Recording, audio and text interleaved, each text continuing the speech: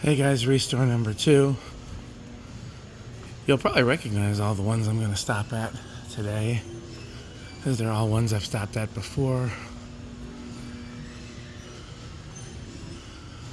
A lot of the other Wisconsin and Illinois collectors have stopped at these too.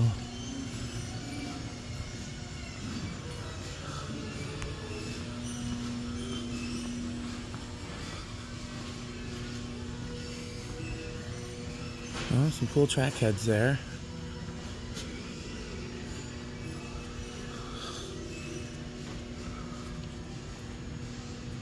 Some deltas. What is this? Panama. It must be a 3-speed. It's got a light wire. Lots of huggers. Black hugger.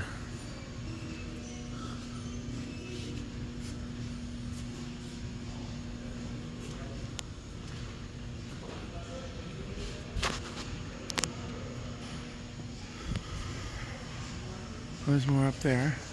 Uh-oh. Almost jumped out at me there. Well, at least there seems to be getting a good stash of fans in, and including some vintage ones. And they're putting the vintage ones out for sale. So even though I don't think I'm going to get anything today, it's nice to see.